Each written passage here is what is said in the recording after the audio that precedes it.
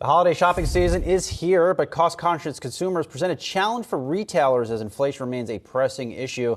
For more on the retail space, we have JCPenney CEO Marc Rosen in the Yahoo Finance house. Marc, good to finally meet you here. Before we even get into the holiday season, take us through, what does JCPenney look like today? How many stores do you have in operation post-bankruptcy? And have you been making money this year? Yes, so we emerged from bankruptcy, first of all, with a very clean balance sheet, low debt, and strong liquidity. We have just over 660 stores around the U.S.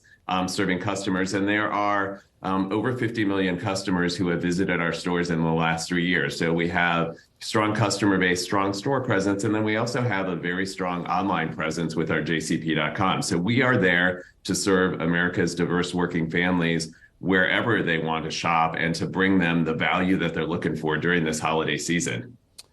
Marc, talk to us about your playbook on turning the company around. So I went to my JCPenney over the weekend ahead of this segment. There's no more appliances, a much smaller presence in home goods, a lot more apparel, it seems like, on the first floor. It's a two-level store. But talk to us about what you've been doing. Yeah, so thank you for bringing up the apparel and the brand. So there have been a lot of efforts to bring new brands into our store. We've introduced some private label brands like Mutual Weave. We've introduced some brands with our partner and our owner, authentic brands like Sports Illustrated and like Fry & Co. And so we're really focused on bringing the product and the brands to the consumer that are going to show them that they could get great product with great quality at a great price and find the value they're looking for. That's across the apparel department. We're also investing heavily in making sure that we can be there for them where they want to shop and investing in the online experience, really revamping our website. We've rolled out a whole new homepage, and we're also rolling out new email programs and new ways to really personalize the experience for the customer and make sure that we have the relevant shopping experience now for consumers. Marc, it's Julie here. I have to apologize. Earlier in the show, I was saying that I once worked at a place where they had a reporter go into a store and there was someone working out on the workout equipment. That was Sears, not JCPenney, different retailer. But I do want to ask you whether what you're doing has been bearing fruit. Have you seen an uptick in store traffic? Have you seen an uptick in sales? And what are you looking at for this holiday season? Yes, we are really encouraged. What we're focused on right now is bringing those 50 million customers that have visited our stores back more frequently and really showing them the breadth of product that they can get in our stores. And that ranges from bringing in our JCPenney Beauty to everything that we've done across the apparel brands to what we're doing in the salon and showing them that full experience that they can get in the store. And there are also great areas like home where we're showing the customer the great sheets, towels, and appliances, not appliances, but the small electric that they can get for their stores for home. And so we have brought in that new assortment. And for customers, what we're seeing now is we're really encouraged that in the last several months, we've seen an upturn in that frequency. And so customers are realizing what they can get, and they're coming back more frequently. And that is really how we're looking at the turnaround right now. Marc, there's been a clear shift to digital within that turnaround as well. There's no more JCPenney catalog that I can thumb through for the holidays or anything like that. That is really nostalgic for many shoppers perhaps out there. But in that shift to digital, how do you in the future maintain or envision that you'll create more of that touch point with consumers, and which categories have you seen them lean into the most in that shift to digital? Yeah, as we've shifted to digital, I think one of the things that we've seen is that we're focused on our apparel brands. And if you look at the homepage, one of the things that we're doing now is trying to show the customer more of our perspective on outfitting and what they can do with our brands and how we show them style. For our customers, we're really about a place where America's diverse working families can come and not have to make the trade-offs that they make in their daily life, where they can get both style, value, and experience all together. And so what we're really focused on in the apparel sector is showing them on the homepage what's trending now, new merchandise, new brands, and how they can put that together and outfit that at a great price with great quality product.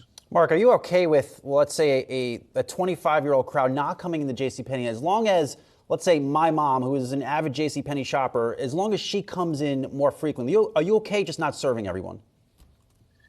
We actually are, if we look at the base of our customers right now, we have both customers like your mom, but we also see younger customers coming to our brand. We just introduced the Forever 21 brand, and that has been one of our most successful product launches for young women. And we're looking similarly at young men's product. Our Arizona brand is really, really strong with young consumers. And so we absolutely do have young consumers in our store. And we believe that we have for them, whether they want to shop in store or online, the product that they're going to need as they look for the things that are going to bring them the experiences that they want.